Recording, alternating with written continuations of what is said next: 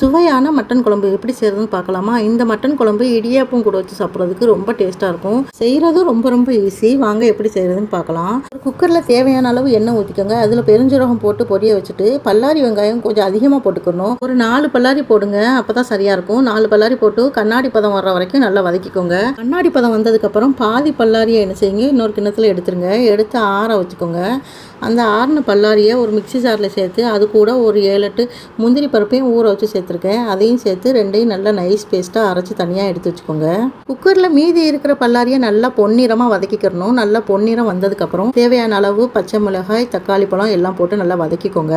தக்காளி பழம் 1-2 போட்டால் போதும். அதையும் நல்லா வதக்கிட்டு அது கூட ஒரு 2 ஸ்பூன் இஞ்சி பூண்டு பேஸ்ட் போட்டு சேர்த்து அதையும் நல்லா பச்சை வாசனை போகிற வரைக்கும் நல்லா வதக்கிக்கோங்க. நல்லா வதங்கினதுக்கப்புறம் ஒரு 1/2 ஸ்பூன் மஞ்சள் தூள், 1 ஸ்பூன் மிளகாய் தூள், தேவையான அளவு கரம் மசாலா இதெல்லாம் போட்டு நல்லா வதக்கிக்கோங்க. நல்லா வதங்கினதுக்கப்புறம் 1 கிலோ அளவுள்ள மட்டன் துண்டுகளை நல்லா கழுவி சுத்தம் செஞ்சு வச்சுருக்கேன். அந்த கறியை இந்த மசாலாவோட சேர்த்து நல்லா வதக்கிக்கோங்க. நல்லா மசாலாவோட சேர்ந்து வதங்கி வரணும். இந்த வீடியோ ஆல்ரெடி நான் ஒரு ஷார்ட்ஸில் போட்டிருந்தேன் கொஞ்சம் நாளைக்கு முன்னாடி. ஃப்ரெண்டு இதை லாங் வீடியோவை கொஞ்சம் தெளிவாக எடுத்து போடுங்க, எனக்கு அதில் புரியலை அப்படின்னு சொல்லியிருந்தாங்க. அவங்களுக்காக தான் நான் மறுபடியும் இது லாங் வீடியோவை எடுத்து தெளிவாக பேசி விட்றேன். இந்த வீடியோ அவங்களுக்கு நல்லா தெளிவாக புரியும்னு நினைக்கிறேன். இதுலேயும் ஏதாவது டவுட் இருந்தால் கமெண்ட் பண்ணி கேளுங்க, உடனே உங்களுக்கு நான் ரிப்ளை பண்ணிடுவேன். வேறு எதுவும் ரெசிபிஸ் வேணும்னாலும் எனக்கு கமெண்ட் பண்ணி கேளுங்க, நான் செஞ்சு காமிக்கிறதுக்கு ட்ரை பண்ணுறேன் இன்ஷா அல்லாஹ். கறி நல்லா வதங்கி வந்ததுக்கப்புறம் ஒரு 3 ஸ்பூன் மல்லித்தூள் சேர்த்துக்கிட்டேன். இது சின்ன ஸ்பூன் தான், பெரிய ஸ்பூனாக இருந்தால் 2 ஸ்பூன் சேர்த்துக்கோங்க. இது கூடவே ஒரு 1/2 கிளாஸ் அளவு சுடு தண்ணி சேர்த்துக்கிட்டேன். அது சேர்த்ததுக்கப்புறம் நல்லா கலந்து விட்டுக்கோங்க. கறியை நல்லா கலந்து விட்டுட்டு தேவையான அளவு உப்பு போட்டுக்கோங்க. உப்பு போட்டு நல்லா பெரட்டி விட்டு நல்லா மறுபடியும் கறி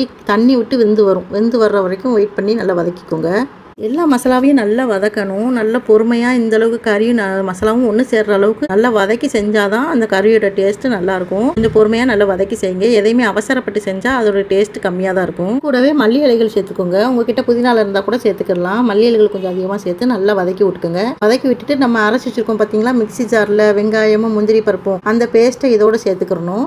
சேர்த்து நல்லா கலந்து விட்டு மிக்சி ஜார் அலசி ஊற்றி நிறைய தண்ணி ஊற்றி நல்லா கலந்து வச்சுக்கோங்க. உங்கள் தேவையான அளவு தண்ணி ஊற்றிக்கோங்க. திக்காக வேணால் திக்காக வச்சுக்கலாம், கொஞ்சம் தண்ணியாக வேணுனாலும் தண்ணியாக வச்சுக்கலாம். வச்சு நல்லா கலந்து விட்டுட்டு குக்கர் மூடி போட்டு ஒரு 4 விசில் வச்சுக்கிட்டேன். உங்கள் கறி தகுந்த மாதிரி நீங்கள் எத்தனை விசில் வேணுமோ அத்தனை விசில் வச்சுக்கோங்க. அதுக்கடுத்து சைடில் நம்ம இந்த குக்கர் கறி வேகிறதுக்குள்ளே நம்ம சைடில் இடியாப்பம் செஞ்சுக்கலாம். இதுக்கு நல்லா சாஃப்டாக சுட சுட இடியாப்பம் செஞ்சு சாப்பிட்றதுக்கு இந்த சால்னாவோட வச்சு சாப்பிட்றதுக்கு ரொம்ப டேஸ்ட்டாக இருக்கும். இப்போ பாருங்கள், குக்கர் விசில்லாம் அடங்கி மட்டன் சால்னா ரொம்ப தகன்னு எண்ணெய் மிதக்க நல்லா சூப்பராக ரெடியாகி வந்துருச்சு. இது கூட கடைசியாக நம்ம கொஞ்சம் மல்லி இலைகள் தூவி நம்ம சூடாக இடியாப்பத்தோடு வச்சு பரிமாறலாம். ரொம்ப டேஸ்ட்டாக இருக்கும். இது மாதிரி ஒரு நாள் செஞ்சு பார்த்துட்டு எனக்கு மறக்காமல் எப்படி இருந்துச்சுன்னு கமெண்ட் பண்ணுங்கள். வீடியோ பிடிச்சிருந்துச்சுன்னா மறக்காமல் சப்ஸ்கிரைப் பண்ணிக்கோங்க. ஒரு லைக் போட்டுருங்க. உங்கள் ஃப்ரெண்ட்ஸ் அண்ட் ஃபேமிலிக்கும் ஷேர் பண்ணி விடுங்க. இவ்வளோ நேரம் வீடியோ பொறுமையாக பார்த்தவங்களுக்கு ரொம்ப ரொம்ப ஜஸாக்கல்லாஹ். இனி அடுத்த ஒரு இன்ட்ரெஸ்டிங்கான வீடியோவில் பார்க்கலாம். அஸ்ஸலாமு அலைக்கும்.